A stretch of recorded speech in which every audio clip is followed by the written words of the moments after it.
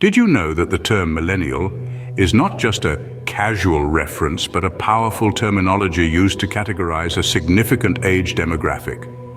And it's not alone. We have Gen X, baby boomers, and many more. However, the process of naming generations isn't as straightforward as you might think. Let's dive into this fascinating journey from the oldest to the newest, exploring how generations get their names. The naming game began with the lost generation, a term linked to Ernest Hemingway's The Sun Also Rises. Gertrude Stein is quoted in the book's epigraph saying, "You are all a lost generation," referring to those born from 1883 to 1900. Fast forward to 1951, Time magazine termed the then younger generation as the silent generation, born from 1928 to 1945. They were defined by their lack of manifestos, speeches, or posters.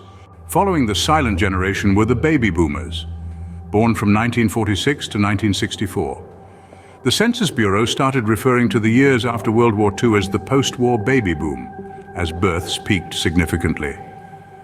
As these children grew into adults, they became a target consumer market, thus popularizing the term baby boomers. As baby boomers aged, ad agencies needed a new term for their target age group. Thus began a process of trial and error, throwing ideas at the wall to see what sticks. In this process, Generation Y was coined, but didn't stick around, being too difficult to brand.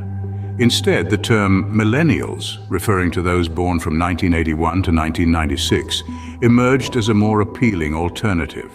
But how do these generations get their official dates? It all comes down to demographics. For example, in 2010, baby boomers were all between 45 to 64 years old.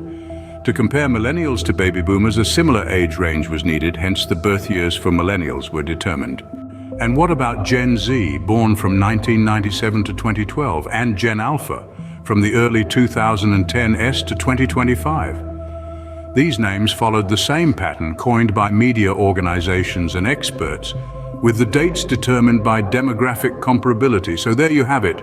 Generational names are not just fancy labels, they are the result of a blend of sociology, marketing, and demographics, giving us a convenient way to refer to significant age demographics. Each generation carries its unique name, marking its place and influence in the annals of history.